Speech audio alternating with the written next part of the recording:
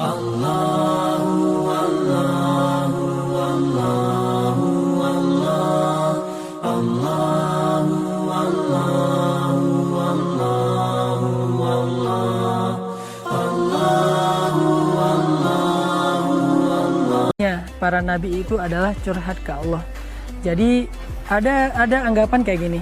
Jangan sering-sering berdoa, mending kita beramal aja, nggak enak sama Allah. Sebetulnya ini kalimat kurang tepat. Kenapa? Karena dasarnya Allah itu senang banget kalau hambanya berdoa. Allah itu senang banget kalau kita tuh curhat masalah kita.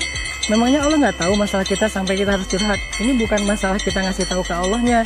Soalnya Allah alimun bidatis sudur. Allah tuh udah maha tahu banget. Semua masalah kita Allah tahu.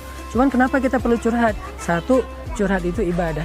Jadi ketika kita curhat, kita tuh kayak lagi membangun hubungan yang akrab dengan Allah. Dan Allah senang banget kalau kita akrab dengannya. Dan Allah bahkan sampai setiap malam sepertiga malam terakhir, Allah itu turun ke langit dunia, pengen dicurhatin sama hambanya. Sampai Allah bertanya, hal min taib, hal min dihajah, ada nggak hamba-hambaku yang pengen minta ampun? Ada nggak hamba-hambaku yang punya masalah yang pengen ditolong? Saking Allah tuh pengen dicurhatin. Bukan Allah kesepian, tapi Allah senang menolong hambanya. Allah senang mengampuni dosa hambanya. Allah tuh senang kalau misalnya hambanya ada masalah, Allah kasih jalan keluar. Tapi syaratnya kita curhat dulu sama Allah. Sehingga curhat itu bukan soal kita kayak lagi ngasih tahu Allah masalah kita apa, seolah-olah Allah nggak tahu. Tapi kita lagi belajar mendekatkan diri kepada Allah supaya lebih akrab. Kedua, curhat itu adalah doa. Dan doa itu adalah keajaiban. Sampai Nabi mengatakan, ad-du'a silahul mu'min. Doa itu adalah senjata orang yang beriman.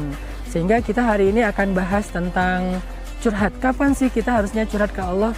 Satu, kalau kita tanya kapan, waktu yang paling baik untuk curhat ke Allah itu adalah ketika kita sedang beribadah. Saat kita lagi sholat, pas lagi sujud, itu tuh posisi paling akrab antara kita dengan Tuhan kita. Makanya kata Nabi, perbanyaklah curhat, perbanyaklah doa ketika lagi sujud. Tapi kan kita nggak ngerti bahasa Arab ya. Karena kalau dalam sholat itu nggak boleh pakai bahasa daerah, bahasa Indonesia, harus berbahasa Arab. Terus gimana caranya? Berarti kita cari ibadah lain di mana kita nggak harus pakai bahasa Arab, yaitu berpuasa. Mumpung kita lagi puasa nih, apalagi sore nih menjelang berbuka, itu waktu curhat yang paling keren banget.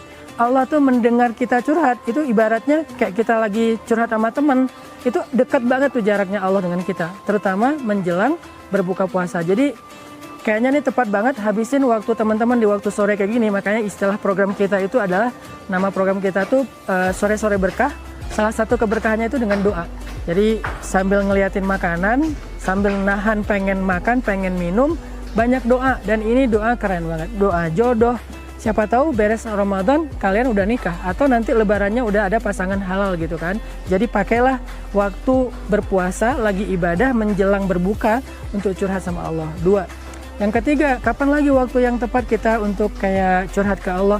Tengah malam. Apalagi bulan Ramadan itu kan rata-rata kita bangun sahur ya. Karena kalau nggak bangun sahur lapar kan. Jadi kita kayak terpaksa gitu untuk sahur. Pas banget tuh, jangan bangun pas lagi subuhnya. Karena sahur itu pasti sekitar setengah jam, 1 jam. Apalagi buat cewek-cewek yang bantu ibunya untuk masak dulu di dapur. Biasanya 1 jam sebelum subuh itu masuk sepertiga malam terakhir. Waktu curhat yang paling istimewa banget. Pakailah itu buat curhat ke Allah. Nggak apa-apa, nggak lama, mungkin 10 menit. Sholat 2 rakaat, beres sholat doa. Ya Allah, saya mau masuk kerjaan ini. Mudah-mudahan saya lulus. Ya Allah, saya begini. Ya Allah, saya begitu. Sampaikan aja masalah-masalah kita. Karena dulu para nabi, seperti Nabi Zakaria, kalau lagi curhat itu kayak intimate banget gitu, menyampaikan masalah yang orang lain nggak tahu. Jadi kalau lagi curhat ke Allah, teman-teman, jangan terlalu ngejaga rahasia ya, karena kan Allah maha tahu ya. Mungkin kalau ke teman kita kayak ngejaga rahasia, nggak enak kalau dibuka. Tapi kalau dengan Allah, buka aja. Ya Allah, saya tuh gini. Ya Allah, saya tuh lagi ngecengin si fulan. Jangan terlalu kayak ngerasa terketahuan gimana. Emang Allah tahu. Jadi kalau lagi curhat sama Allah, udah aja buka-bukaan, tapi dengan bahasa yang santun, dengan bahasa yang lembut, terutama di waktu sepertiga malam terakhir. Itu tuh insya Allah akan menjadi solusi dalam kehidupan kita. Coba kita renungkan satu ayat tentang curhat yang dibaca oleh Nabi Zakaria ketika beliau minta anak. Allah Subhanahu wa taala berfirman, "Idznada rabbahu nidaan khafiyya." Ketika Nabi Zakaria berdoa kepada Tuhannya, curhat kepada Tuhannya dengan suara yang lirih. Nabi Zakaria bilang, ya Allah, saya udah tua, ya Allah, istri saya udah mandul, ya Allah, saya butuh penerus dalam dakwah. Kaum saya ini, orang-orang Bani Israel ini susah kalau nggak ada nabi yang mengurus mereka. Beri saya anak ya Allah. Curhat sepanjang malam. Selama berapa lama Nabi Zakaria curhat? Selama sekitar 50 tahun. Lama banget. Sampai akhirnya Allah memperkenankan curhatnya Zakaria dengan memberikan kepadanya anak yang keren banget bernama Yahya. Makanya jangan berputus asa dalam berdoa. Jangan berputus asa dalam curhat ke Allah. Karena Allah nggak pernah nolak doa dan curhat hamba-hambanya. Mudah-mudahan puasa kita, Ramadan kita menjadi solusi bagi kehidupan kita lewat curhat kepada Allah Subhanahu wa Ta'ala. Sampai jumpa di episode berikutnya.